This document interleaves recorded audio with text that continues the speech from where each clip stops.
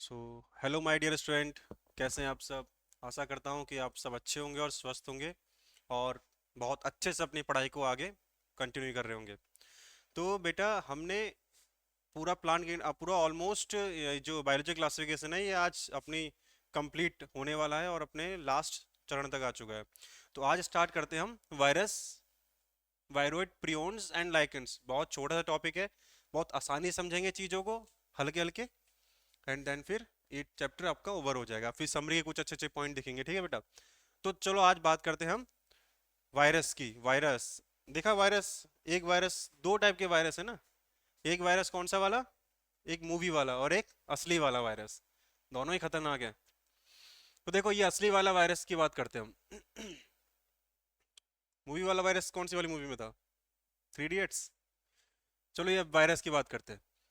Virus, विरियोइड्स, prions and lichens, है ना। अब देखो, पांच किंगडम क्लासिफिकेशन के अंदर उसके जो आधार और बेस थे ना, उसमें एक आधार और था, सेल स्ट्रक्चर, है ना। मैंने बताया था ना, RCPMT, है ना। तो उसमें क्या था, एक आधार जो सी से जो था, सी से क्या, सेल स्ट्रक्चर था। ठीक है, सेल स्ट्रक्चर। तो एक बात मैं ये आपको पूरी तरीके से क्लियर कर देना चाहता हूं बेटा यहां पर, कि वायरस हमारा ए सेलुलर है। वायरस नाम कितना बढ़िया है ना इसका, वायरस।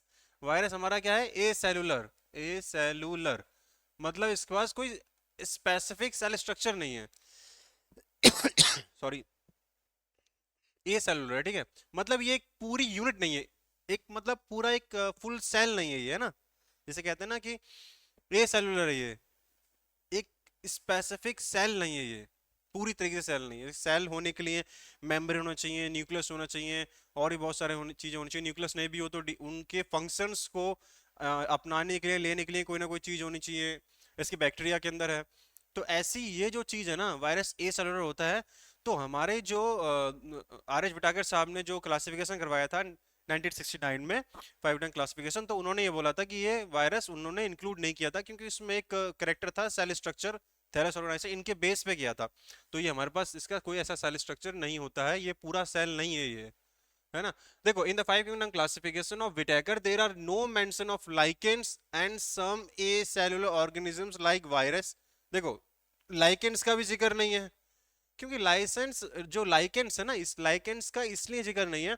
लाइकेंस भी तुम कहोगे सर ऐसा तो लाइकेन भी सेल है, उनमें फंजाई और वो है, एलगी। बेटा है जरूर फंजाई एलगी, लेकिन वो एक दो चीजों का सिम्बाइंड है, वो दो चीजों का मिक्सर है, कोई एक अलग स्पेसिफिक स्पीसीज नहीं है वो क्या है, एक दो चीजों का सिम्बाइंड को हमने बोल दिया है क्या, लाइकेन।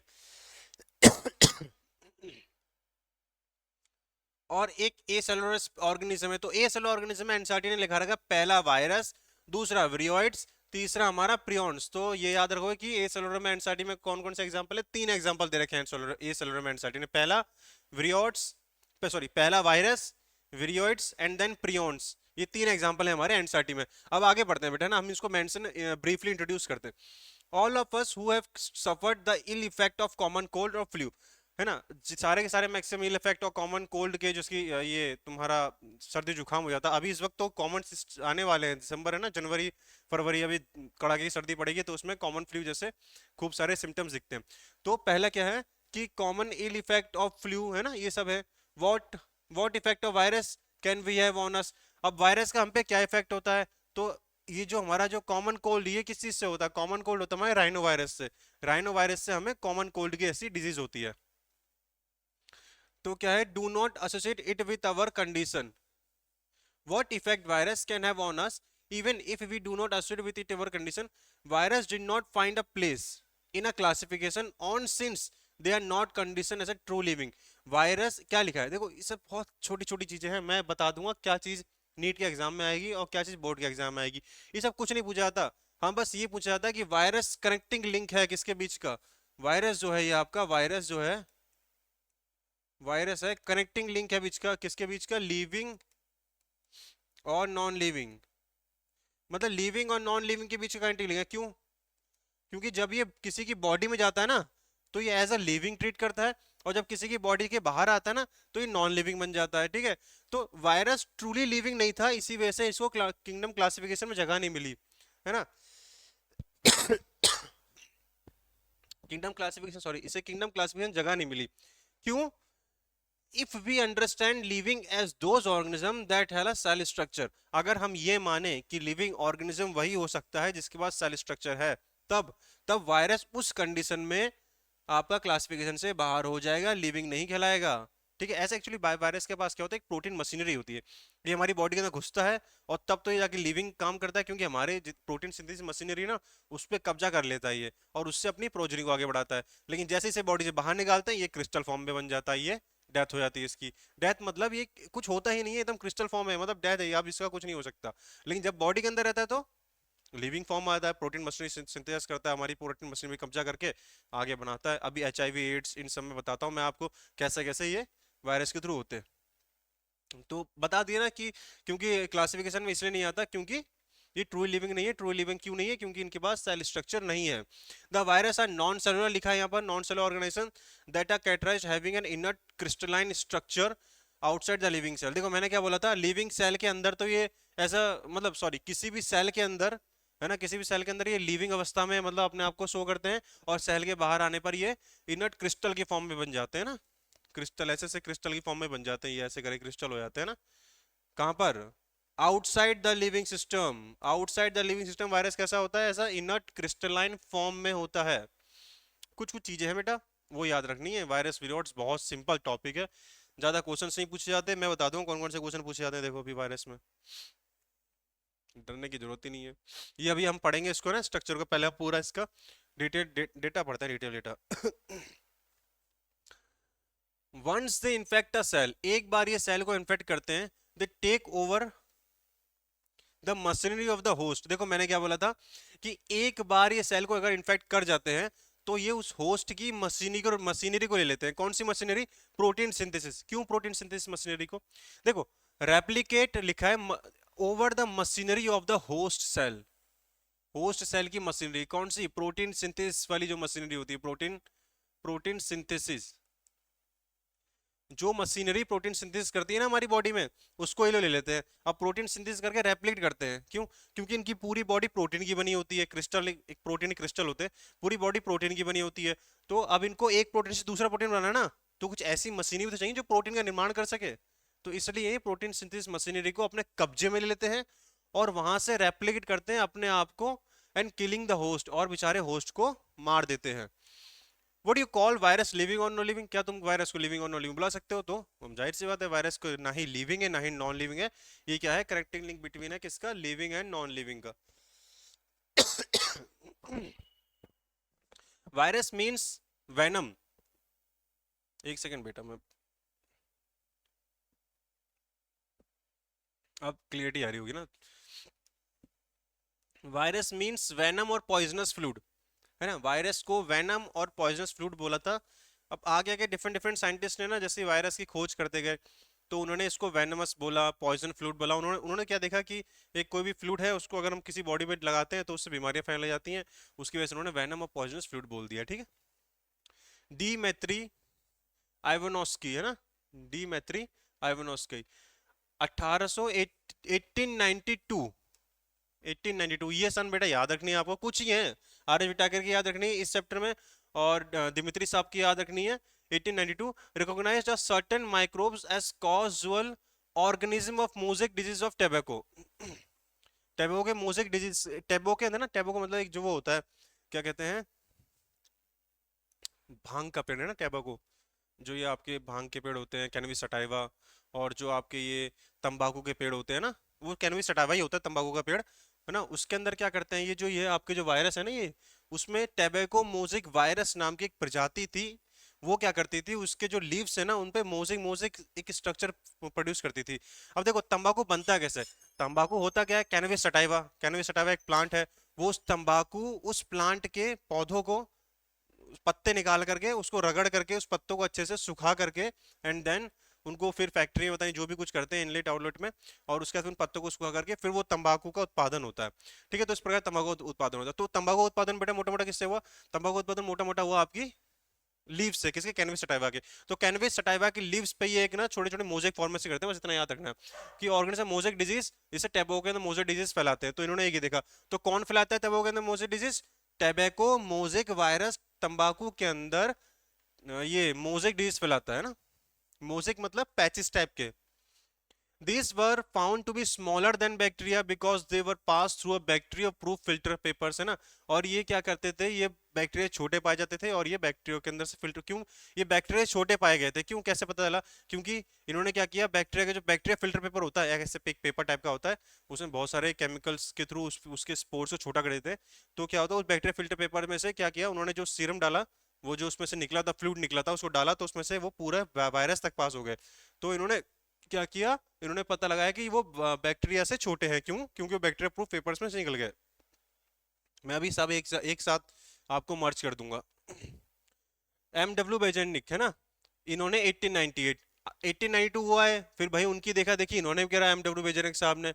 इन्होंने क्या किया, इन्होंने डेमोन्स्ट्रेट किया that extract of infected plant of tobacco, जो एक्सट्रैक्ट था, जो इन्फेक्टेड प्लांट जो पहले से ही इन्फेक्ट हो चुका था, उसके अंदर वायरस घुस चुका है, अब उस प्लांट का जो एक्सट्रैक्ट है, एक्सट्रैक्ट मतलब उसका निचोड़, उसका fluid of tobacco plant could cause infection in the healthy plant and name the new pathogen virus। और देखो उसके बाद इसका वायरस का नाम आया कि could cause the infection in healthy plants, जो एक्सट्रैक्ट था उस एक्सट्रैक्ट को लेके नए हेल्दी प्लांट पे डाल दिया, तो उससे क्या हुआ, वो हेल्दी प्लांट भी इन्फेक्टेड हो गया। अब वहां से हमने इसको वायरस नाम दिया, है ना।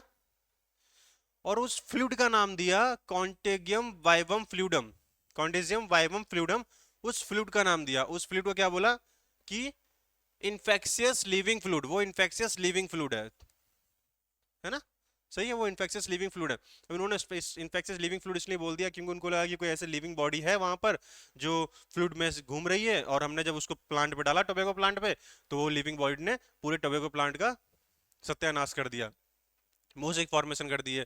तो देखो सबसे पहली बात, दिमित्री आवेनोस्की साहब, ठीक है, 1892 इन्होंने क्या किया, इन्होंने हमारा पता लगाया कि इन्होंने इन्होंने देखो दो चीज पता लगाई, दिमित्री आवेनोस्की 1892 इन्होंने पता लगाया कि जो कोई बैक्टीरिया टाइप के होते हैं कुछ, तो इन्होंने पॉइजनस फ्लूइड और वेनेमस फ्लूइड बोला उसको। और दूसरी बात इन्होंने ये पता लगाया कि वो बैक्टीरिया से छोटे होते हैं, और क्यों, क्योंकि बैक्टीरिया प्रूफ फिल्टर पेपर में से वो पास कर जाते हैं। एक तो इन्होंने ये दो चीज बताई, ठीक है, और टैबेको मोज़ेक वायरस के बारे में हमारे दिमित्री साहब ने बताया। दूसरा है हमारे एम डब्ल्यू वेजरनिक, इन्होंने क्या किया, इन्होंने टर्म दिया कॉन्टेगियम वाइवम फ्लूइडम, ठीक है, ऐसे होता है।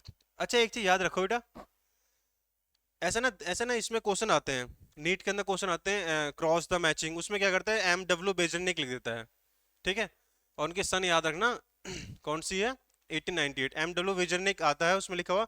फिर आगे ना एक दे देते हैं कॉन्टेगियम वाइवम फ्लूइडम, तो याद रखना कि एम डब्ल्यू बेजरनिक ने कॉन्टेगियम वाइवम फ्लूइडम ये टर्म दिया था, है ना, और वायरस का, ठीक है। तो एम डब्ल्यू किसने, वेजरनिक ने दिया था कॉन्टेगियम वाइवम फ्लूइडम, ठीक है। और ये किसने बताया था कि बैक्टीरिया बैक्टीरिया फिल्टर पेपर में से पास कर जाते हैं वायरस, ये बताया था हमारे दिमित्री आइवानोस्की ने बताया था, है ना। तो ये सब है, ठीक है। अब देखो डब्ल्यू एम स्टैनले, इनकी बहुत बड़ी महिमा है भाई। डब्ल्यू एम स्टैनले 1000 बार क्वेश्चन पूछता है, कितने भी नीट के कितने प्रीवियस ईयर उठा के क्वेश्चन पूछ लीजिए, कम से कम 10 बार तो क्वेश्चन पूछा ही है। कौन, डब्ल्यू एम स्टैनले 1935, ये ना याद रखना डेट, सन, और जो भी इसका ये डब्ल्यू एम स्टैनले साहब ने किया था 1935, डब्ल्यू एम स्टैनले साहब ने क्या किया था, virus could be crystallised and crystal consist largely of protein. इन्होंने क्या बोला था कि वायरस को हम क्रिस्टलाइज कर सकते हैं, ठीक है, किसने, डब्ल्यू एम स्टैनले ने बोला था कि वायरस को हम क्रिस्टलाइज कर सकते हैं, और दे आर इनट आउटसाइड, और देखो इसको क्रिस्टल कर सकते हैं, और जो क्रिस्टलाइज और क्रिस्टल जो होते हैं ना वो प्रोटीन के होते हैं, है ना, लार्जली ऑफ प्रोटीन्स, क्रिस्टल्स किसके होते हैं, लार्जली ऑफ प्रोटीन्स, तभी तो प्रोटीन फैक्ट्री को अपने हाथ में लेते हैं। They are inert outside their specific host cells, virus और ऑब्लिगेट पैरासाइट। वायरस क्या है, ऑब्लिगेट पैरासाइट है, मैंने एक बार बताया हुआ था ऑब्लिगेट पैरासाइट के बारे में, फाइकोमाइसीट्स में ध्यान हो। ऑब्लिगेट पैरासाइट मतलब अगर इनको होस्ट की बॉडी में से बाहर निकाल दूं तो इनकी डेथ हो जाती है, ये ऑब्लिगेट पैरासाइट्स होते हैं। याद रखना कि अगर मैंने पहले ही तुम्हें समझा दिया ना कि वायरस को अगर बॉडी से बाहर निकालो तो मर जाते हैं, तो क्या है, वायरस ऑब्लिगेट पैरासाइट है। अब दोबारा सुनो, दिमित्री आवेनोस्की 1892 इन्होंने क्या किया, इन्होंने बताया कि बैक्टीरिया से छोटा होता है वायरस, ठीक है। और टैबेको मोज़ेक वायरस के बारे में बताया। उसके बाद दूसरे कौन आए हमारे, ये आए कौन से, एमडब्ल्यू बेजरनेक, इन्होंने कॉन्टेगियम वाइवम फ्लूइडम के बारे में बताया। ठीक है बेटा, ये बार बार इसलिए बोल रहा हूँ ना कि क्वेश्चन यहीं से फिल इन द ब्लैंक्स बनते हैं। ठीक है, पता चला एमडब्ल्यू बेजरनेक दे देगा, कॉन्टेगियम वाइवम फ्लूइडम दे देगा, वहां पर तुम्हें मैच द फॉलोइंग करना पड़ेगा। डिमित्री आवेनोस के सर के सामने आपका वो कर देगा टैबेको मोज़ेक वायरस, ठीक है, या बैक्टीरिया से छोटा होता है इसके बारे में बता देगा। अब आए M W Stanley, sorry W M Stanley साहब आए। इन्होंने क्या किया, इन्होंने बताया कि वायरस को क्रिस्टलाइज करना, इन्होंने सिखाया कि वायरस क्रिस्टल भी हो सकता है और क्रिस्टल बहुत लार्जी प्रोटीन के होते हैं। तो याद रहेगा ये 1935 का। ऑब्लिगेट पैसेज बता दिया। In addition to protein virus also contain genetic material. अब प्रोटीन के साथ साथ वायरस के पास जेनेटिक मटेरियल भी होता है। देखो वायरस के पास कुछ नहीं होता, सिंपल ये होता है, ये वायरस होता है ऐसे करके, ये बस ये हो गया वायरस, है ना, ये वायरस हो गया और इसमें जेनेटिक मटेरियल हो गया, ये प्रोटीन और ये जेनेटिक मटेरियल, बस जेनेटिक मटेरियल, बस यही वायरस है, इसके अलावा कुछ नहीं है। इसने नाक में दम कर रखा है पूरी तरीके से पूरी ह्यूमन पॉपुलेशन पे और पूरे प्लांट जगत पे। प्रोटीन और जेनेटिक मटेरियल, बस इतनी ही चीज होती है वायरस के अंदर। देखो इन एडिशन टू प्रोटीन के अलावा वायरस के अंदर जेनेटिक मटेरियल भी होते हैं, that could be either RNA और डीएनए। ये आइदर आरएनए भी हो सकता है या डीएनए भी हो सकता है। अब एक चीज देखो यहाँ लिखा है, no virus contain both RNA DNA. किसी भी वायरस के पास एक साथ दोनों नहीं पाए जा सकते। ऐसा नहीं कि उसके पास आरएनए भी है डीएनए भी, हमारे पास क्या है, दोनों ही पाए जाते हैं, डीएनए पाया जाता है और आरएनए पाया जाता है। प्लांट्स में डीएनए पाया जाता है और आरएनए पाया जाता है।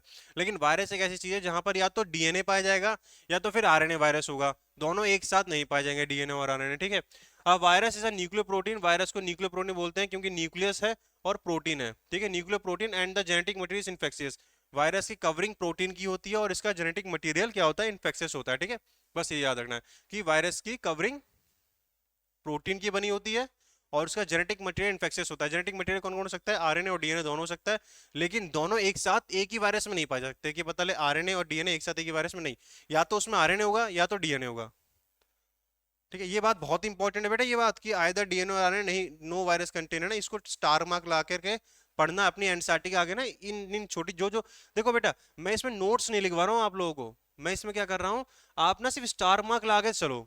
एनसीईआरटी के अंदर जो जो बात मैं बोल रहा हूँ ना, आप स्टार मार्क्स लगाते चलो। एक बात बताऊं बेटा, जब मैंने नीट की तैयारी की थी ना, सच बताऊं लिटरली, मैंने एनसीईआरटी के नोट्स ही नहीं बनाए थे, मैंने बायोलॉजी के नोट्स ही नहीं बनाए थे। सच में मैंने बायोलॉजी कोई नोट्स नहीं बनाए थे। मैंने क्या किया था, अपनी बायोलॉजी की जो बुक थी ना, देखो यार, आप दुनिया भर के मैटर पढ़ लो, कुछ भी पढ़ लो, लास्ट में लौट के एनसीईआरटी के पास ही आओगे। तो जब लास्ट में एनसीईआरटी के पास आना है तो पहले क्यों नहीं आ सकते?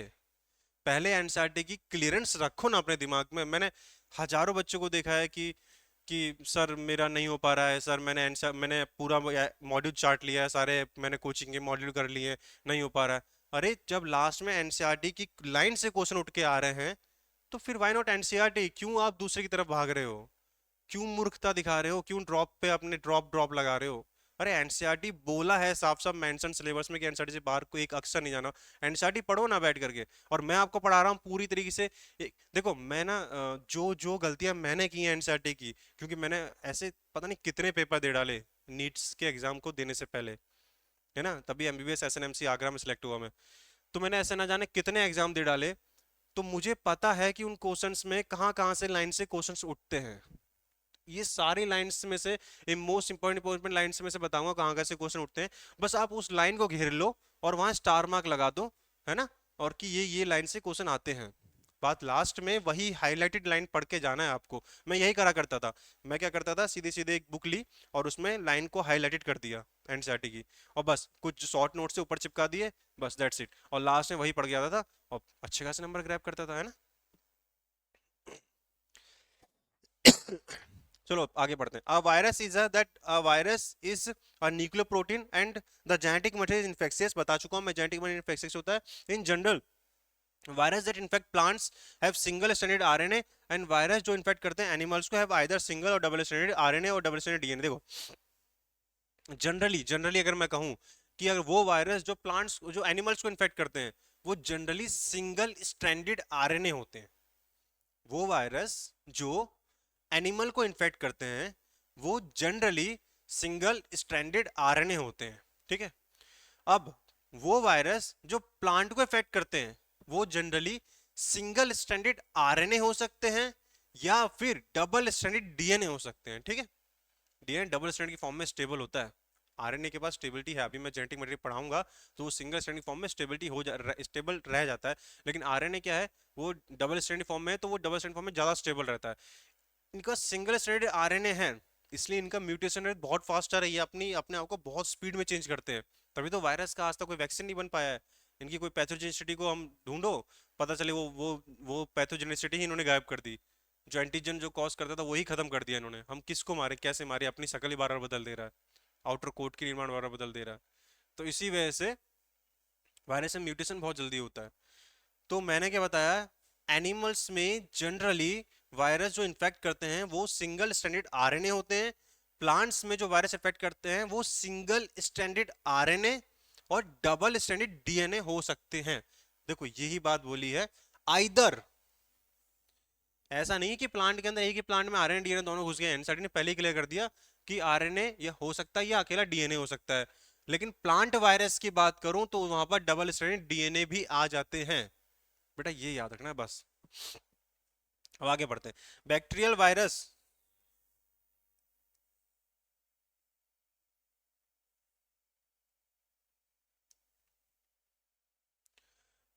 बैक्टीरिया वायरस और बैक्टीरियोफाज, है ना, virus that infect the bacteria usually have double stranded DNA, है ना। अब देखो डीएनए वायरस, अब मैं कह रहा हूं देखो बैक्टीरियोफाज, बैक्टीरियोफाज, बैक्टीरियोफाजिस, बैक्टीरियोफाजिस क्या करता है, बैक्टीरियोफाजिस या फिर इसको बैक्टीरियल वायरस बोलते हैं। ये क्या करता है बैक्टीरिया वायरस, बैक्टीरिया की सरफेस पे जाके उसकी सरफेस के अंदर अपना जेनेटिक मटेरियल डाल देता है और फिर उसको अपनी प्रोजनी बढ़ा के उसको सेल को बस्ट कर देता है। तो बैक्टीरियोफाज मतलब बैक्टीरिया को फास्ट करने वाला, मतलब खाने वाला वायरस, जनरली डबल स्ट्रैंडेड होता है। बहुत मोस्ट इंपोर्टेंट बात याद रखनी है क्या, कि बैक्टीरियोफाज डबल स्ट्रैंडेड डीएनए होता है इसके पास, डबल स्ट्रैंडेड डीएनए। ना जाने कितनी बार ये क्वेश्चन रिपीट हुआ है नीट के अंदर और बोर्ड में कि bacteriophage DNA double stranded DNA होता है। देखो यहाँ लिखा है, कहाँ गया, usually double stranded DNA virus होता है। कौन, बैक्टीरिया और बैक्टीरियोफाज। मैंने बोला ना एनसीईआरटी ना जो मेन इंपॉर्टेंट पॉइंट होती है ना उसके नीचे उसका इंपॉर्टेंट पॉइंट दे डालती है। मैंने ये हजारों बार अपने से खुद से अनुभव किया। The protein code called capsid, protein को जो प्रोटीन का कोड होता है ना, जिसकी जो प्रोटीन कोड है ना, ये ऐसे करे प्रोटीन कोड जेनेटिक मटेरियल, तो प्रोटीन कोड इसको कैप्सिड बोलते हैं, कैप्सिड। और ये कैप्सिड बनता है कैप्सोमियर से, है ना, ये कैप्सिड बनता है कैप्सोमियर से, जैसे कि घर है, ठीक है, ये घर है, मैंने इसको क्या बोल दिया, घर बोल दिया। घर किस चीज से बना है, ईंटों से, छोटे छोटे ब्रिक्स से बना है। तो ब्रिक्स क्या है, कैप्सोमियर है, और जो पूरा घर है वो क्या है, कैप्सिड है। तो कैप्सिड है और कैप्सिड किससे बना है, कैप्सोमियर। ठीक है, तो देखो यहाँ दो चीज मैं इंपॉर्टेंट बता रहा हूँ, क्या क्या इंपॉर्टेंट आ सकता है। सब यूनिट आ सकती है कॉल्ड कैप्सोमियर, किसकी, कैप्सिड की सब यूनिट पूछ सकता है। कौन है, कैप्सोमियर। आप ऐसे बोलोगे सर आप तो ये सारे इंपॉर्टेंट बता दे रहे हो कि सारे इंपॉर्टेंट आएंगे। बेटा ये सब क्वेश्चन आ रखे हैं इसलिए बता रहा हूँ, मुझे शौक नहीं है कि आपको सारी मैं लाइन टू लाइन वो कर दूं। इंपॉर्टेंट क्वेश्चंस हैं ये, हर जगह आ रखे हैं, इसी वजह से बता रहा हूँ। देखो फालतू चीज तो मैं भी खुद छोड़ दे रहा हूँ, है ना, इंपॉर्टेंट है इसलिए बता रहा हूँ। और ये प्रोवाइड करते हैं न्यूक्लिक एसिड को, किसको प्रोवाइड करते हैं, न्यूक्लिक एसिड को। तो इसके कवर को कैप्सिड बोलते हैं और इसकी यूनिट को कैप्सोमियर बोलते हैं। अब देखिए this capsomere arranged in helical और पॉलीहेड्रल। मोस्ट इंपॉर्टेंट क्वेश्चन क्या है कि जो कैप्सोमियर है ये किस चीज, कैसे अरेंज, कैसे होता है, हेलिकल फॉर्म में अरेंज होता है, हेलिकल और पॉलीहेड्रल, पॉलीहेड्रल। बहुत इंपॉर्टेंट है ये, रट जाना बेटा, सब पूरा घोट जाना इसको, सही है। हेलिकल और पॉलीहेड्रल फॉर्म में ये क्या होता है बेटा, ज्योमेट्रिक फॉर्म्स होती हैं, दो ही ज्योमेट्रिक फॉर्म्स दे रखी हैं यार एनसीईआरटी ने, कि कैप्सोमेर किस फॉर्म में अटैच होता है, सब यूनिट है कैप्सोमेर किसकी, कैप्सिड की, किस फॉर्म में अटैच होता है, हेलिकल और पॉलीहेड्रल। देखो मैंने एक बात को 10 बार रिपीट कर रहा हूँ क्योंकि बहुत इंपॉर्टेंट है ये। अब बहुत इंपॉर्टेंट एक चीज और, एनसीईआरटी में सिर्फ कुछ चुनिंदा जगह ही वायरस की डिजीज के बारे में दे रखा है। ठीक है, तो वो क्वेश्चन देता है वायरल डिजीज, आगे 3 4 डिजीज लिख देगा, आपको पता करने का वायरस डिजीज कौन सी है। ये सब क्वेश्चन की संभावना है। अभी हम दवा के क्वेश्चन करेंगे, 100 क्वेश्चन 150 क्वेश्चन इसके, आराम से 100 क्वेश्चन तो करेंगे इसकी, मोस्ट इंपॉर्टेंट क्वेश्चन जिसमें से वो क्वेश्चन आ सकते हैं, पूरा चैप्टर कवर हो जाएगा क्वेश्चन के अंदर, है ना। Virus cause disease like mumps, smallpox, herpes, एक और इंपॉर्टेंट इन्फ्लुएंजा। इन्फ्लुएंजा बैक्टीरियल भी होता है और हीमोफिलस इन्फ्लुएंजी और वायरल भी होता है। ठीक है, तो अब हमारे पास वायरल डिजीज कौन कौन सी है, वायरल डिजीज, वायरल डिजीज आगे पढ़ोगे वायरल डिजीज, लेकिन यहीं पूरी लिख लो वायरल डिजीज, यहाँ पूरी लिख लो। कौन सी है? एक तो आपकी होगी मम्स आ गई, मम्स। अब आगे स्मॉल पॉक्स, स्मॉल पॉक्स वो छोटी माता बड़ी माता होती है ना वो। हर्पीस आ गई, हर्पीस या इनके बारे में ज्यादा जानने की जरूरत नहीं है, बस याद रख लो।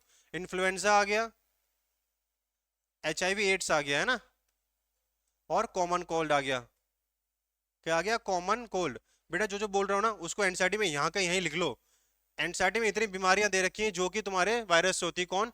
Mums, smallpox, herpes, influenza, AIDS और कॉमन कोल्ड।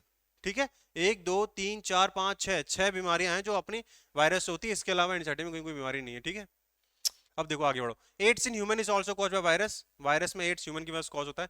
अब प्लांट के अंदर देख लो, disease in plant the symptoms can be mosaic formation. Plant के अंदर वायरस क्या क्या सिम्टम्स कॉज करता है? देखो पहला, देखो पहला मैंने टोबैको मोजेक वायरस तुम्हें नाम से याद है तो पहला सिम्टम्स तो कोई दिक्कत ही नहीं है कि ये कैसे आता है। वायरस पड़ता है, इसको पूरी लीफ को पैचेस पैचेस पैचेस कर देता है, तो टोबैको मोजेक वायरस।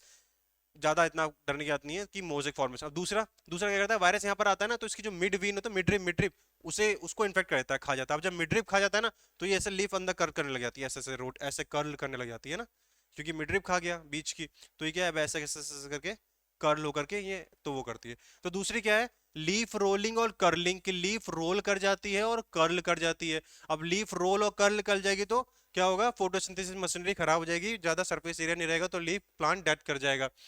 तो ये दो तो चीज आसानी से याद रहेंगी ना, कि मोजेक फॉर्मेशन और बहुत, ये पता है लोग बहुत कंफ्यूज रहते हैं, इसको याद नहीं होता मुश्किल से। तो मैं बस एक ट्रिक बता रहा हूँ कि मोजेक फॉर्मेशन टोबैको मोजेक से याद रहेगा आपको, टोबैको मोजेक वायरस से।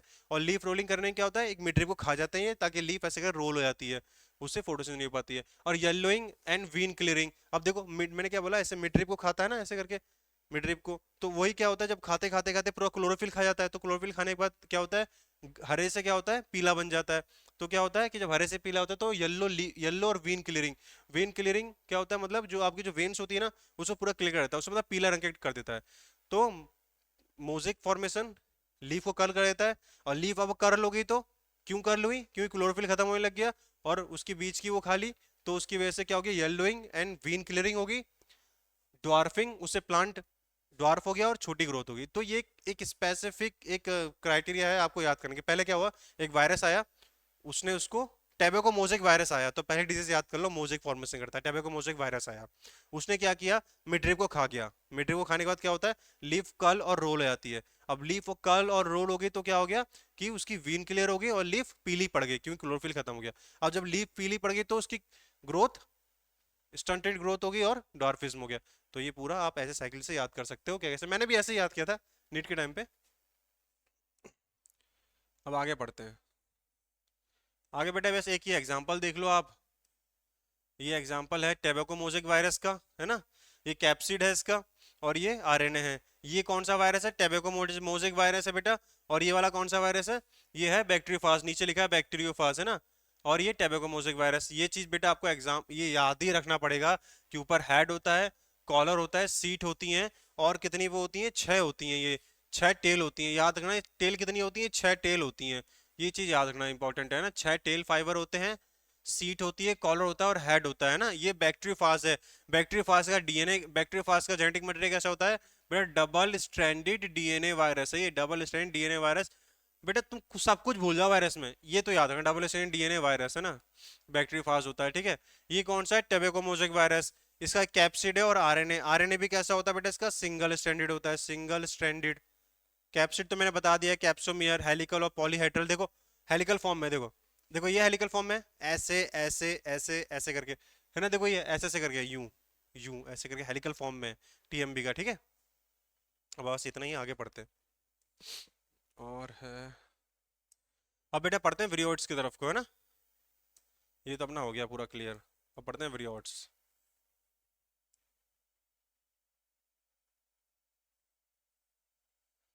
अब आ जाओ विरियोइड्स की तरफ। तो ये विरियोइड्स क्या है? इन 1971 टियोडाइनर, ये बहुत इंपॉर्टेंट है, याद ही रखनी है, याद ही रखनी है। मतलब 5 स्टार है ये, 5 स्टार रेटिंग है इसकी।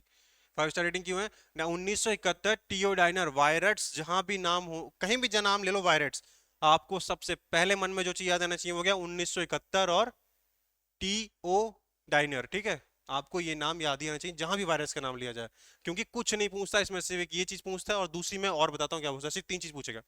एक तो ये discover new infectious agent that was smaller than virus, जो वायरस से छोटा होता है। क्या विरियोट्स क्या होते हैं, ये वायरस से छोटे भी, ये वायरस से भी छोटे हैं, समझ रहे हो, बैक्टीरिया, बैक्टीरिया वायरस, वायरस का viroids, caused by potato spindle tuber disease. दूसरी बात आपको ये याद रखनी है कि पहला 1971 ट्यूडाइनर याद करना है, दूसरा पेटेटो स्पिंडल ट्यूबर डिजीज याद रखना है। कुछ नहीं देखना, फालतू कंटेंट बढ़ जाए कोई मतलब नहीं है, आपको बस ये रटना है, घोट जाना है इसको। रटना एटलास्ट आपको ही है ना बेटा, मेरे को थोड़ी ना रटना है, मेरे तो नीट निकल चुका है, एमबीबीएस कर रहा हूँ मैं। रटना आपको ही है, डॉक्टर आपको बनना है आगे चल के।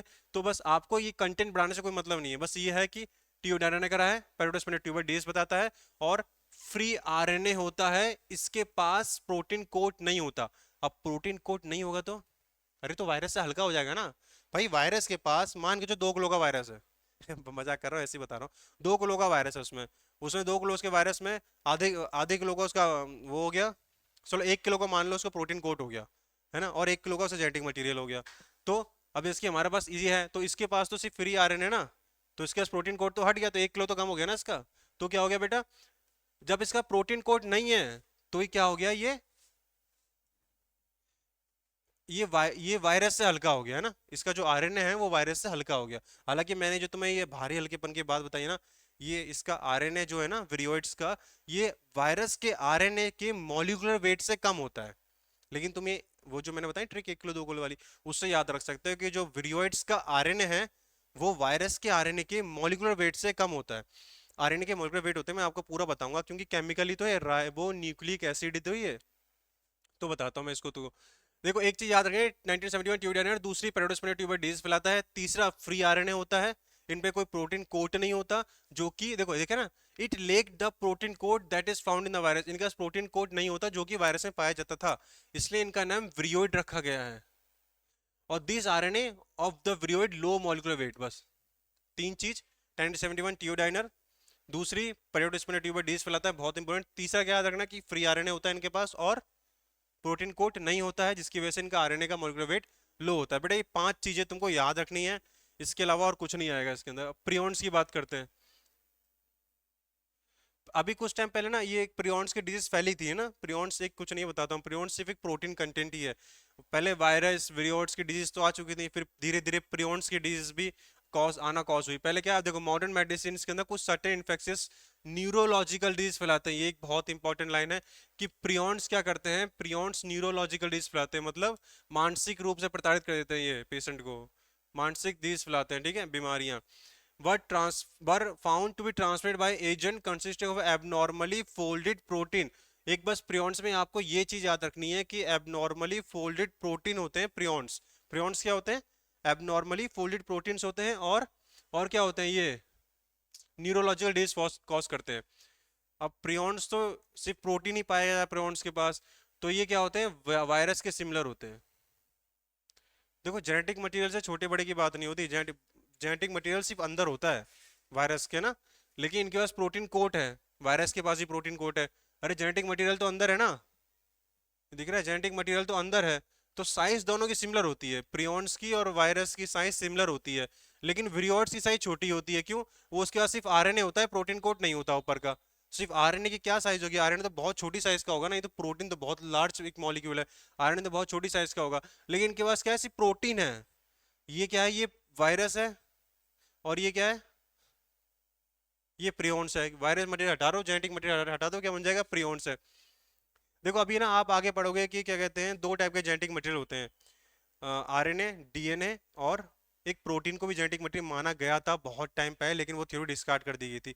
लेकिन यहाँ पर क्या है, genetic material as a protein जैसा जेनेटिक मटेरियल वर्क कर रहा है, किसमें, प्रियॉन्स में, P for prion, P for protein, ठीक है, उसमें जेनेटिक मटेरियल नहीं होता है। This agent was similar to virus, this agent were called prions, ठीक है, प्रियॉन्स बोलते हैं।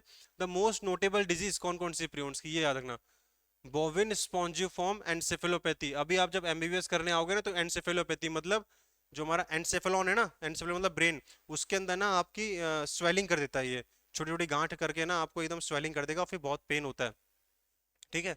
तो क्या है, बोविन स्पॉन्जियोफॉर्म एंसेफेलोपैथी हो जाती है। इसे कॉमन बोलते हैं mad cow disease in cattle, cattle के अंदर मैड काउ डिजीज मतलब गाय भैंस बुरा जाती हैं। And it is analogous variant to क्रूप जैकब डिजीज इन ह्यूमंस, देखो C R Jakob disease in, इसे क्रूड जैकब डिजीज बोलते हैं, CJD इन ह्यूमंस। एक्चुअली क्या होता है, बोवन बोवन स्पॉन्जिफॉर्म एंसेफेलोपैथी, एंसेफेलोपैथी किसमें होता है, बोविन बोविन स्पॉन्जियो फॉर्म एंसेफेलोपैथी, ये होता है एनिमल्स में, इसे मैड काउ डिजीज बोलते हैं। इसमें भैंस भैंस पागल हो जाती हैं, जो कैटल्स होते हैं ना, उनके दिमाग पे जो स्वेलिंग सूजन से आती है तो पागल हो जाते हैं। और ये एनालॉगस है किसकी किसकी तरह, क्रूज जैकब डिजीज की तरह। क्रूज जैकब डिजीज में क्या होता है, इंसान के एक बार ये वायरस प्रियॉन्स अटैक करे तो ये हंसते ही रहते हैं, हंसते हंसते इनकी डेथ डेथ हो जाती है, ठीक है। CZ कहते हैं ना, पागल हो गया, हंस क्यों रहे, पागल हो गया। तो ये क्या है कि इसके वेरिएंट है, इसके एनालॉगस वेरिएंट है कौन, BSE। तो हमें क्या याद रखना है कि BSE, ठीक है, bovine spongiform encephalopathy, analogous variant है किसके, क्रूप जैकब डिजीज है। इसमें ही पागल हो जाती है भैंस, इसमें इंसान पागल होता है हंसते हंसते, ठीक है। इसमें सिर्फ हंसी आती रहती है क्योंकि दिमाग पे स्वेलिंग पड़ जाती है, ठीक है। अब पढ़ते हैं दूसरा लाइकेंस। तो प्रियॉन से पता चल गया क्या क्या याद करना है, प्रियॉन्स में क्या याद करना है बेटा हमको, कि पहले तो ये इन्फेक्शियस एजेंट है, न्यूरोलॉजिकल डिजीज कॉज करता है, इस पे प्रोटीन का कोट होता है और इस पे जेनेटिक मटेरियल कोई ऐसा RNA नहीं पाया जाता, और ये एक डिजीज कॉज करता है, कौन सी, BSE डिजीज कॉज करता है और CR जैकब डिजीज कॉज करता है, दोनों आपस में एनालॉगस वेरिएंट है, वायरस के सिमिलर साइज का होता है बस। और विरियोट्स, सबसे पहली बात याद आना चाहिए, टियोडाइनर 1971, और दूसरी बात क्या है, पेटेरोस्पिन ट्यूबर डिजीज कॉज करता है, तीसरी बात फ्री RNA होता है, और इसका मोलेकुलर वेट वायरस के मोलेकुलर वेट से कम होता है, बस इसके अलावा दैट्स इट। और इसमें कुछ याद नहीं करना है ना, लो मोलेकुलर वेट लिखा है। Lichens are symbiotic association, therefore mutually useful association between algae and fungi। Lichens का मैं पूरा पढ़ा चुका हूँ मैं, है ना। algae जल्दी यहाँ पढ़ लेते हैं, ठीक है। एसोसिएशन म्यूचुअली एसोसिएशन है, म्यूचुअली मतलब अगर देखो ये इसके बिना ये नहीं रह पाएगा और इसके बिना ये नहीं रह पाएगा। एल्गी और फंजाई इन दोनों की बहुत पक्की गहरी दोस्ती होती है यहाँ पर, अगर इन दोनों की दोस्ती टूटी है तो ये दोनों मर जाएंगे, ठीक है। एल्गी इसके लिए खाना बनाती है, किसके लिए, फंजाई के लिए एल्गी खाना बनाती है, और फंजाई इसको क्या प्रोवाइड करता है, न्यूट्रिशन, धरती में से पानी और न्यूट्रिशन खींच के इसको एल्गी को देता है, और एल्गी क्या करती है, इसके लिए खाना पका के देती है, और इसको खाना बना के देती है, इसको सारे न्यूट्रिशन, नाइट्रोजन, शुगर बना के देती है, ठीक है। तो इन दोनों की एक दोस्ती होती है एल्गी और फंजाई की। The algal compound is known as phycobiont and fungal compound is called mycobiont, है ना। उसको फाइकोबियंट बोलते हैं, फाइकोबियंट मतलब प्लांट टाइप, और ये माइकोबियंट है, माइसिलियम से लिया गया है माइकोबियंट, याद रखना है। एल्गल कंपाउंड को फाइकोबियंट और उसको माइकोबियंट बोलते हैं। विच आर ऑटोट्रॉफिक और हेटरोफिक, वो ऑटोट्रॉफिक और हेटरोट्रॉफिक, समझ। फंजाई पे एल्गी पढ़ा चुका हूँ, ज्यादा ऐसा रिस्क वाला का आराम समझ में आएगा, पढ़ोगे तो आप। एल्गी प्रिपेयर, अगर मेरी पहली वाली वीडियोस देखोगे ना तो ये आराम समझ में आ जाएगा। Algae prepare food for fungi and fungi provide करता है, प्रोवाइड शेल्टर करता है और एब्जॉर्ब करता है nutritions and water for its partner. Close association is there that if one saw a lichen in nature, one would never imagine that had two different organisms within them। इतना close relation होता है ना कि सीता गीता की तरह रहते हैं ये लोग, कि कोई देख के पहचान ही नहीं पाएगा इसके अंदर कि ये इसमें एल्गी और फंजाई आपस में एक साथ रह रहे हैं, ठीक है। लाइकेन पड़ा हुआ है, आपको पता ही नहीं चलेगा एल्गी और फंजाई आपस में एक साथ रह रहे हैं, इतना अच्छा क्लोज एसोसिएशन होता है। एक बहुत इंपॉर्टेंट बात जो आपको एल्गी में याद रखनी है कि ये पॉल्यूटेड एरिया में नहीं रहते हैं, गुड पॉल्यूशन इंडिकेटर रहते हैं SO2 के। अभी आप इवोल्यूशन चैप्टर पढ़ोगे ना आगे चल के, तो उसमें जो लाइकेंस होते हैं ना पेड़ों पे जो लगे थे, है ना, नेचुरल सिलेक्शन थ्योरी के अंदर जो पेड़ों पे लाइकेंस लगे थे वो लाइकेंस हट गए थे क्योंकि वहां पर इंडस्ट्रियलाइजेशन आ गया था, उस पे उसकी वजह से सल्फर डाइऑक्साइड का पॉल्यूशन बढ़ गया था। SO2 सल्फर डाइऑक्साइड का पॉल्यूशन बढ़ गया था। सल्फर डाइऑक्साइड के पॉल्यूशन के बढ़ने के कारण क्या हुआ था, बहुत दिक्कत आ गई थी, वो लाइकेंस हट के चले गए थे। तो अब आगे की कहानी मैं आपको इवोल्यूशन चैप्टर में पढ़ाऊंगा कि हुआ क्या था एक्चुअली वो हटने के बाद, ठीक है। They do not grow in the polluted area, ये पॉल्यूटेड एरिया में ग्रो नहीं करते। और कौन सा पॉल्यूशन, सल्फर डाइऑक्साइड का पॉल्यूशन। बस हो गया कंप्लीट आप लोगों का ये चैप्टर। ये समरी है कुछ समरी के अंदर मैं कुछ इंपॉर्टेंट पॉइंट्स बता देता हूँ मैं आपको, है ना। समरी के अंदर देखो, बायोलॉजी क्लासिफिकेशन ऐसा कुछ इंपॉर्टेंट नहीं है, हम पढ़ा चुके हैं। लीनियस लेटर क्लासिफाई किया था लिविंग ऑर्गेनिजम्स को, टू किंगडम प्लांट एनिमल में, है ना। और जो मेन क्राइटेरिया याद रखना, सेल स्ट्रक्चर है, बॉडी ऑर्गेनाइजेशन है, मोड ऑफ न्यूट्रिशन है, रिप्रोडक्शन है, फाइलोजेनेटिक रिलेशन, ठीक है। पूरी चैप्टर का हम समरी जल्दी जल्दी रिवाइज कर ले रहे हैं। 5 किंगडम क्लासिफिकेशन ये रहा, ठीक है। और इसमें मैं क्या बताऊं, बैक्टीरिया देखो ये लिखा है bacteria are cosmopolitan and in distribution, मतलब बैक्टीरिया कॉस्मोपॉलिटन डिस्ट्रीब्यूशन है, एनसाइड वहां नहीं दे रखा है इन्होंने, यहाँ दे रखा है। मोस्ट एक्सटेंसिव मेटाबॉलिक डाइवर्सिटी बताता है कौन, बैक्टीरिया, है ना। और ट्रॉफी ट्रॉफी सब पढ़ चुके हैं। Kingdom Protista, single cell eukaryotes, देखो यहाँ लिखा है kingdom Protista single cell eukaryotes होता है किंगडम प्रोटिस्टा। 5 ग्रुप बता रखे हैं, क्राइजोफाइट, डायनोफिल्स, यूनिट, स्लाइमोट्स एंड प्रोटोजोन बता रखा है। प्रोटोजोआ की बात कर लें, प्रोटिस्टा की डिफाइंड न्यूक्लियस होता है, अदर दूसरे मेम्ब्रेन बाउंड ऑर्गन्स भी होते हैं, ठीक है। और इसमें कुछ ऐसा है नहीं, रिप्रोडक्टिव सेक्सुअली बता रखा है प्रोटिस्टा के अंदर मैंने आपको। और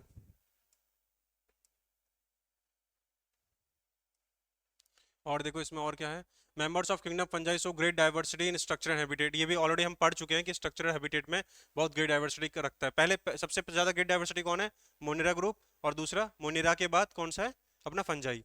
अब क्या है, देखो most fungi saprophytic in nature, mode of nutrition, A sexual sexual दोनों एक बात है।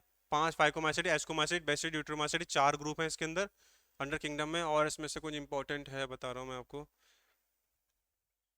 देखो यहाँ पर एक लिखा है the life cycle of plants exhibit alternation of generation, gametophytic and sporophytic. ठीक है, ये बस याद रखना, मैं प्लांट किंगडम पूरा पढ़ाऊंगा इसको आपको, कि प्लांट जो है ना अपनी लाइफ साइकिल में सिर्फ दो दो फेज रखता है, गैमेटोफिटिक फेज रखता है और स्पोरोफिटिक फेज रखता है। इसको अल्टरनेशन ऑफ जनरेशन बोलते हैं। बस इतना याद रखना, और इसके अलावा तो कुछ है नहीं। हम्म, हाँ एक चीज बहुत इंपॉर्टेंट याद रखना, the mode of nutrition of this organism holozoic. किसके लिए होलोजोइक, एनिमल किंगडम के लिए, एनिमल के लिए होलोजोइक बता रखा है। देखो यहाँ लिखा है ना, किंगडम एनिमिलिया, किंगडम एनिमिलिया के आगे बता रखा है कि इनका जो न्यूट्रिशन होता है ना ये होलोजोइक होता है। याद रखना, किंगडम एनिमिलिया का न्यूट्रिशन क्या होता है, होलोजोइक होता है, मतलब चीजों को निगलते हैं ये। ठीक है, they reproduce mostly by sexual, ठीक है, मोड। इसलिए ऑर्गेनिज्म आ गया, वायरस, विरोड्स, लाइकेंस। ठीक है, नो नॉट इंक्लूडिंग 5 क्लासिफिकेशन, ये पूरा पढ़ लिया। तो बेटा आज आज आप लोगों का ये आज आप लोगों का ये क्या कहते हैं लेक्चर्स कंप्लीट हो गया पूरा, और हमने पूरे अच्छी तरीके से आपको सारे ग्रुप्स पढ़ा दिए। आप इसकी प्रीवियस वीडियो लेक्चर जाके देखिए, आपको सारी चीज़ें बहुत अच्छी तरीके से समझ में आएंगी। और ये पूरा वायरस कंप्लीट हो गया। अब बेटा हम नेक्स्ट सेशन में आपका जेनेटिक मटेरियल या फिर आपका जेनेटिक स्टार्ट करेंगे नेक्स्ट सेशन में। तो बेटा पढ़ते रहिए आराम से और अपने स्वास्थ्य का ख्याल रखिए। ठीक है, अच्छे से रहिए।